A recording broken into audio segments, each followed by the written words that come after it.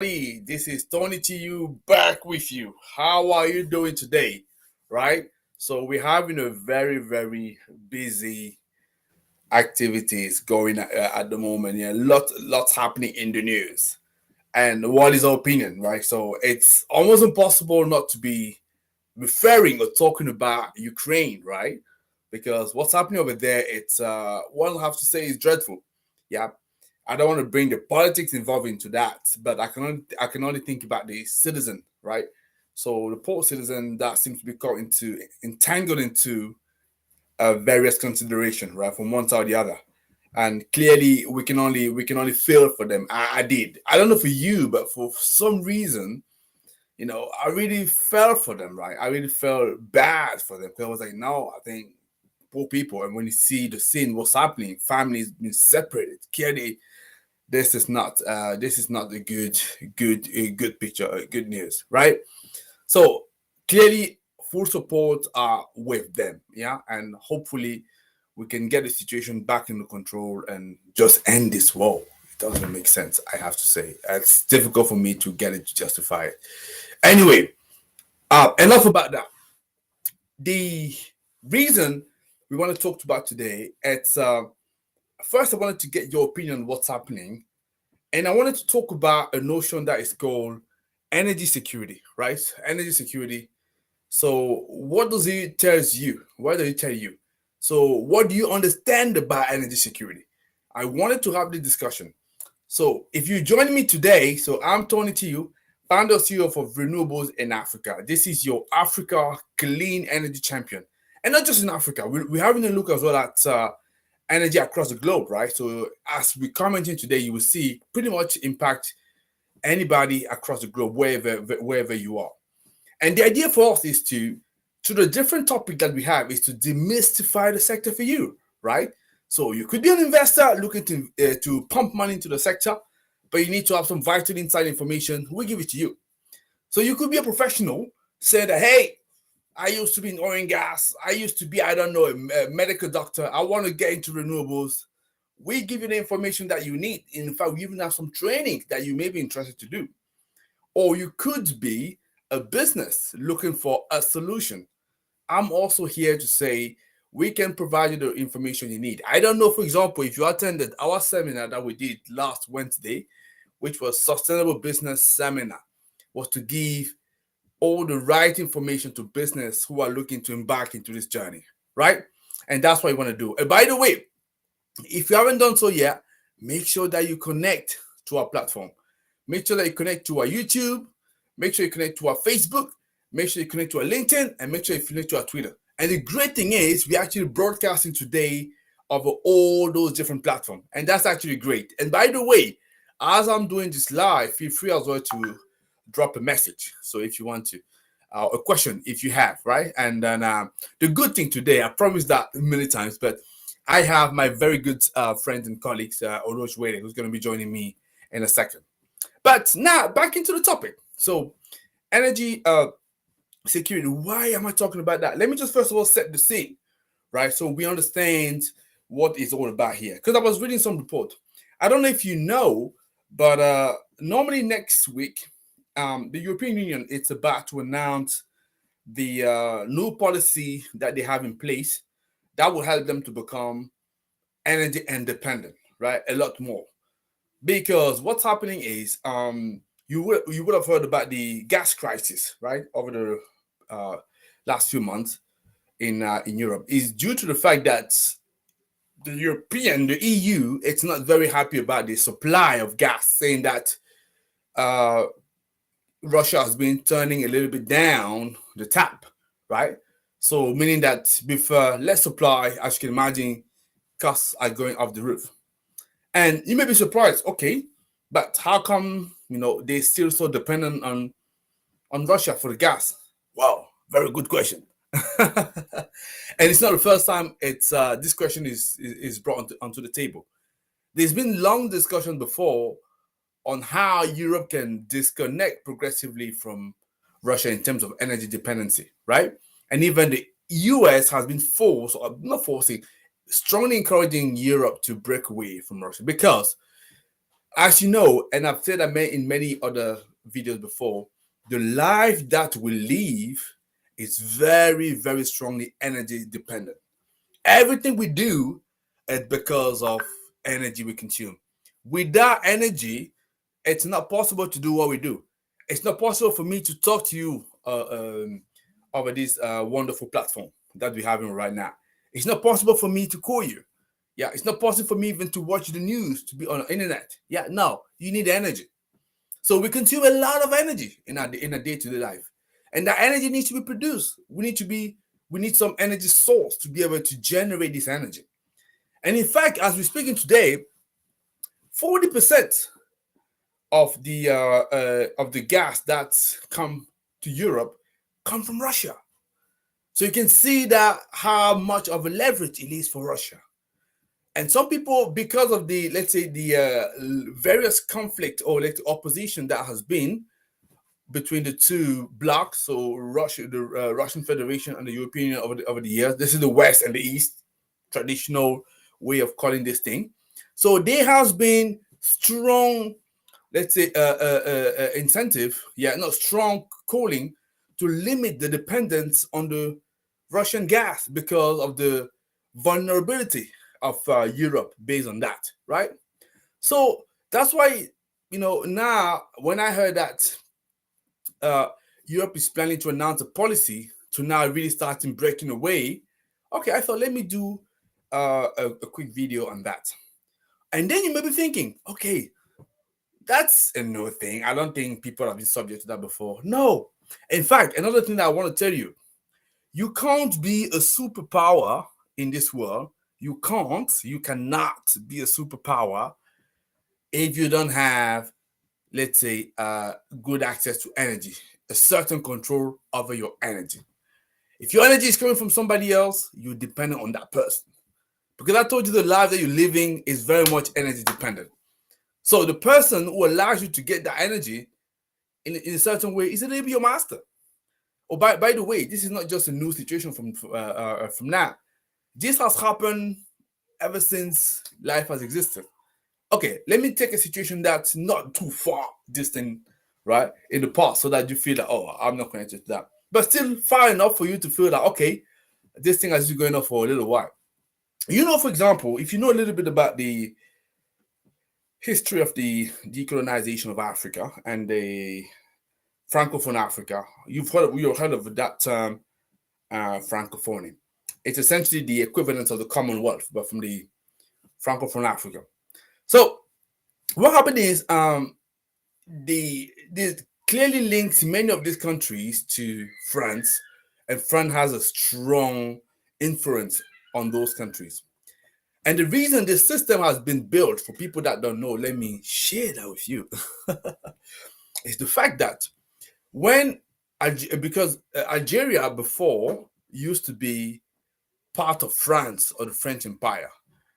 After the Algerian War that lasted from 1954 to 1962, so obviously Algeria became independent, and it was a big panic for France at the time. Why? Because they were so much dependent on Nigeria for the energy. A big part of the energy was coming from Nigeria. With Nigeria becoming independent and France being a superpower, it was a bit of a problem. So to replace it, they put together a system which is called Francophonie, where they were going to tap into the energy in various African countries, right? And that's how it happened. So it was a replacement of the loss of the Algerian state or the Algerian territory, which at the time was French, that led them to build the system that is Francophonie. And that's why you shouldn't be surprised that France, for example, it's relying 70% on energy consumption from nuclear. But a big part of that of the uranium that is feeding those nuclear power plants come from, I believe, two countries. So I believe it's Niger, and is it Mali? Yeah, all of a sudden I have a doubt, but anyway, it's in this region. Yeah, that's what it comes. And then also you have Gabon for oil and gas and so on and so forth, Cote d'Ivoire. So yeah, so that's where it happened. Is the loss of Algeria that led France to tap into to Africa and to this different country and the system of Francophonie. Yeah. So that just to show you how important energy is for any big power. Okay, a little bit closer to our times, Saudi Arabia. The reason now the US was so adamant becoming energy independent, which now they are, and pushing out the shale gas, it was a little bit to break away from the dependency on Middle East and Saudi Arabia, right? Because of the region, like I say, could be at time unstable and having a repercussion on America. And being such a big power, they didn't want to be always dependent on this guy. So that's why it pushed them to boost gas, especially shale gas and also liquefied gas. So you understand how much it's important. So energy security, it's a big topic. In fact, for a country to be able to take your decision freely, you don't want to have your hand tied. A little bit like what happened with Europe, having 40% of the gas coming from Russia. And the reason they've not brought they couldn't break away easily from Russia is because the main country, Germany, right? It's so connected, and from energy standpoint with Russia that it was a little bit difficult. Just to tell you, at what point they connected. One of the former chancellor, Gerhard Schroeder, is actually the chairman. I think it's Rosneft, which is one of the biggest, biggest gas company in Russia, just to see how entangled it is. Yeah, and because Russia has been, Germany has been so reluctant because they were so entangled, with Russia in terms of and so dependent on energy. The EU couldn't take really a decision to break away from that. Obviously, the situation happening recently, I guess, he has pushed them to act a little bit decisively, to the point that they also decide to at least freeze one of the major projects with Nord Stream number 2, no, not Nord Stream 2, second, whatever you want to call it, which was a big, large gas pipeline project connecting Russia and Germany and also the rest of Europe. So that's a long background I've given you, but for you to understand what really comes at play when we're talking about energy security. Now, let me show you energy security, a quick slide on energy security, and that we can have a quick discussion, bring in my friend Oroch Wade. So I prepared a quick PowerPoint presentation, just to say how important energy security is, just a few things. So, as you know, I always like to start by defining the term. So what do you understand by energy security? So the IEA, which is the International Energy Agency, defines energy security as an interrupted availability of energy sources at an affordable price. So this is what the IEA understands by energy security. So there are three key notions, right, that comes into this this time. By the way, when we talk about energy security, it's important to say that it's energy security usually of a type of resource or type of energy system, right? So it's not just in the abstract like that.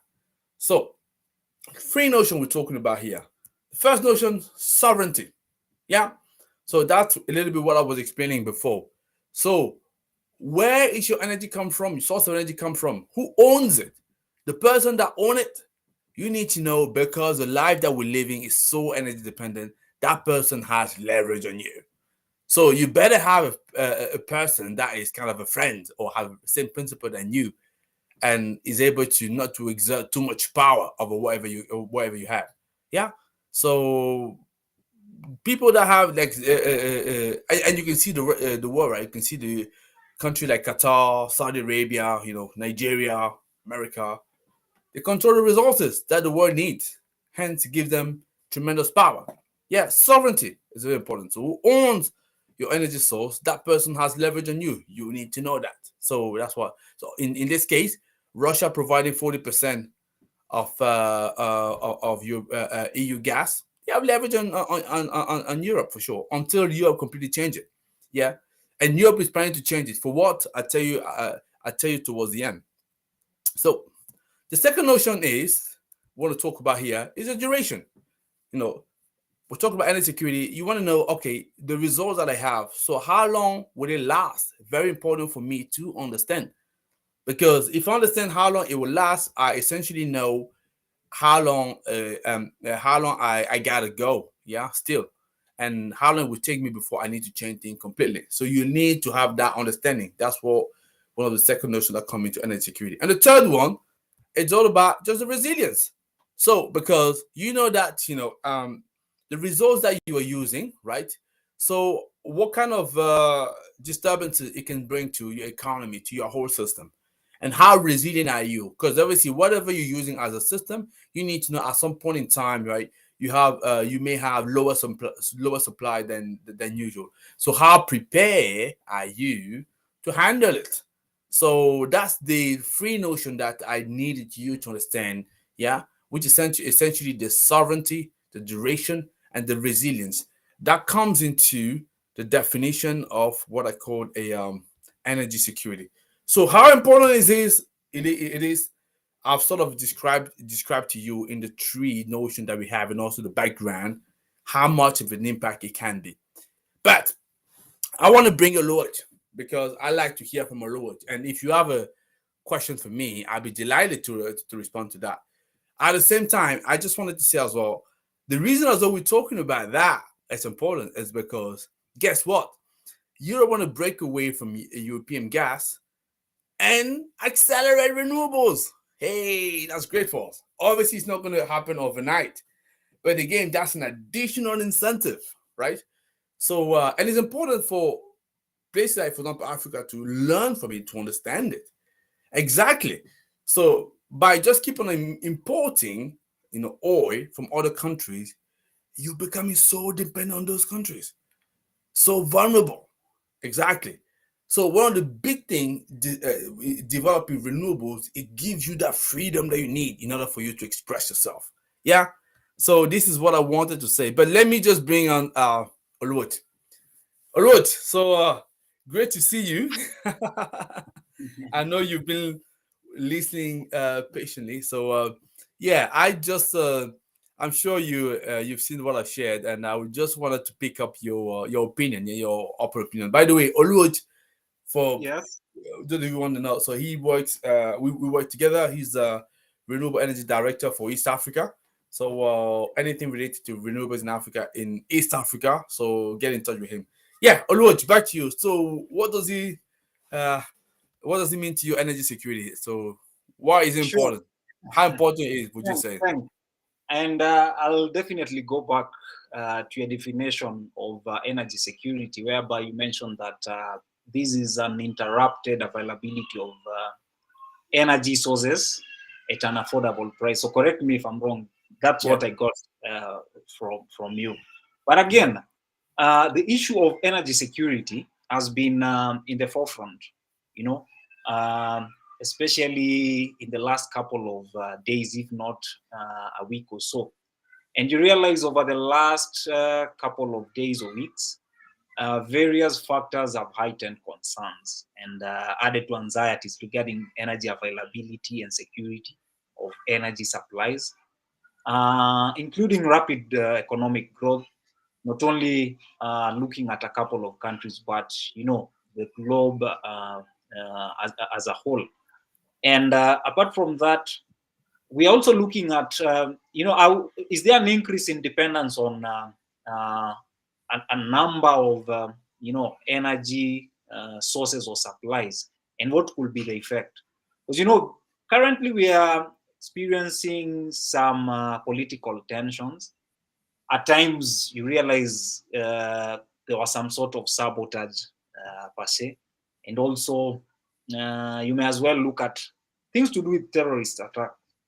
And despite the growing public concern, like what is currently happening between Russia and Ukraine, I don't know if the efforts by the superpowers of the G8 or whatever to just develop a common understanding with regards to energy security risks and risk mitigation strategies. Because at the moment, from my basic understanding, in terms of gas, Russia is one of the top countries in terms of gas production. And if we are currently facing the same situation, or if the situation is to prolong, what could be the risks? What could be the, what will we be looking at in terms of risk mitigation? And apart from that, you realize the inability of countries to forge a common approach, especially with what we are currently experiencing. Because a good number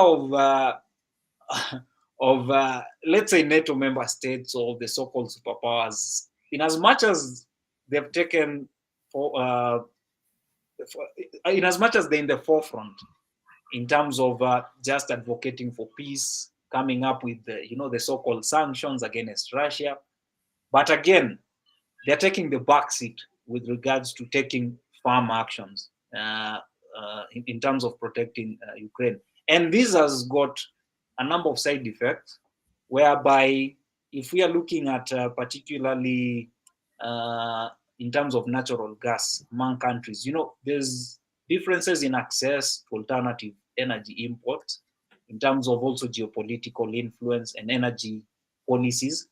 But then again, like where I am in Kenya, renewable energy sector is actually growing, whereby in terms of risk mitigation, in terms of if we are looking at energy security and risk mitigation, we are looking at going green, which is more of an advantage to the sector players. And according to me, it's one of the key areas that we might as well be starting to look at in terms of our over dependence, in terms of looking at fossil fuels and stuff like that.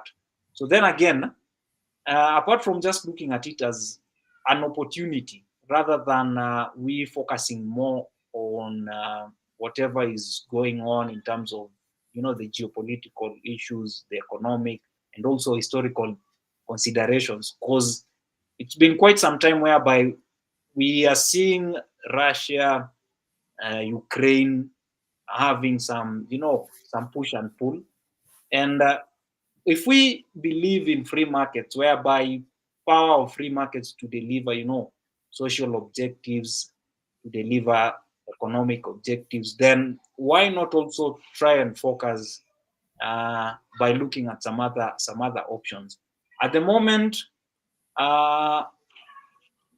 we are not so sure how long this will take, but the renewed preoccupation, with energy security is just to refocus the current debate on the future role of, because at the moment, coal, nuclear power, and renewable energy, these are some of the key areas that people are looking at.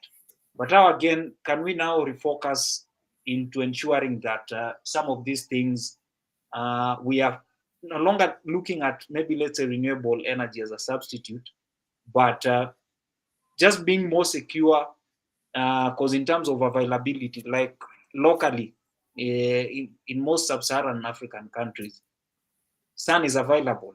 So that's one area that we can as well look at. Indeed, these are very interesting times.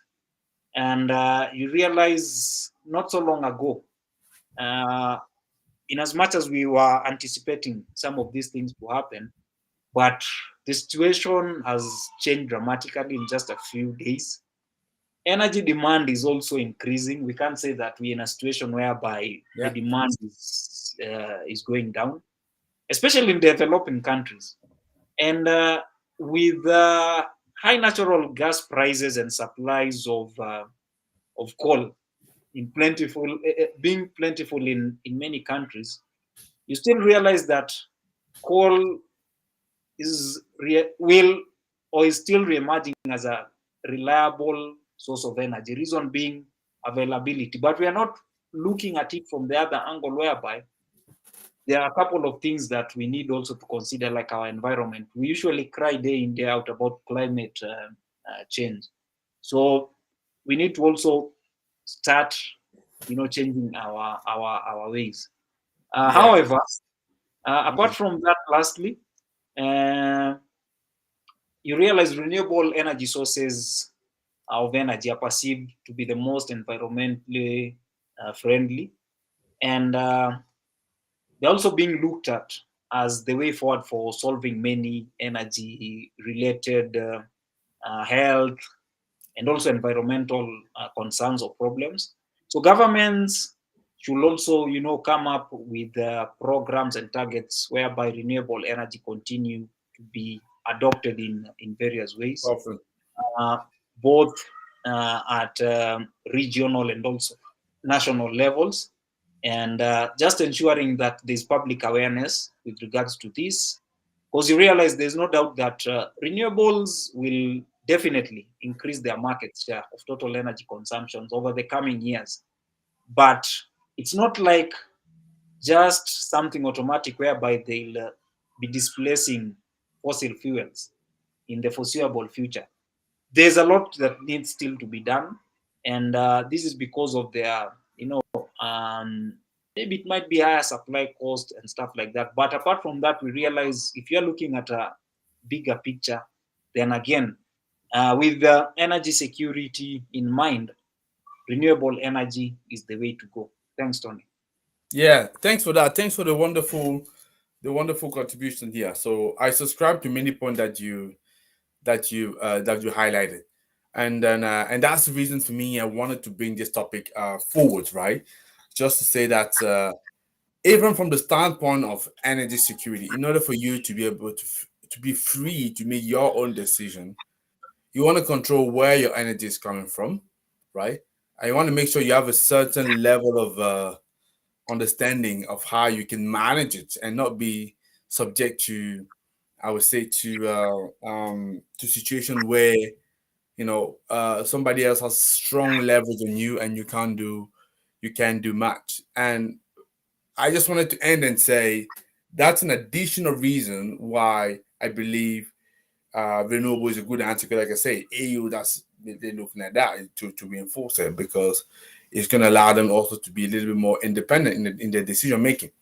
So African countries and other countries for me should learn from that.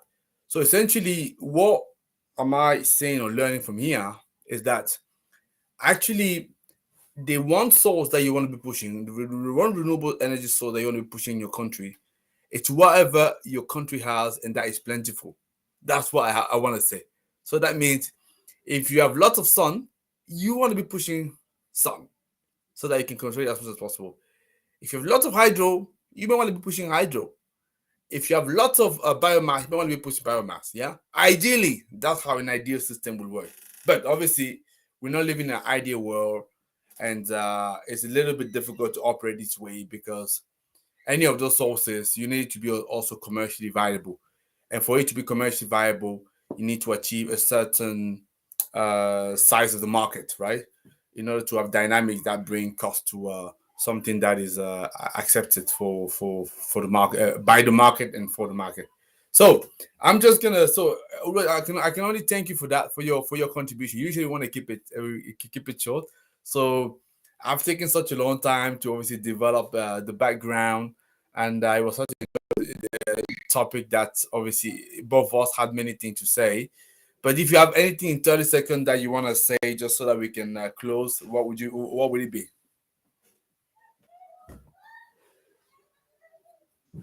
Thanks, Tony, for bringing this up. Actually, a good discussion, especially looking at the current situation, whereby a number of countries, whereby in terms of dependence on be it gas or even oil.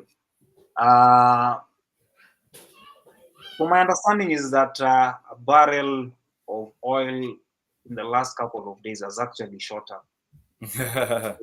Whatever is currently going on between Russia and Ukraine.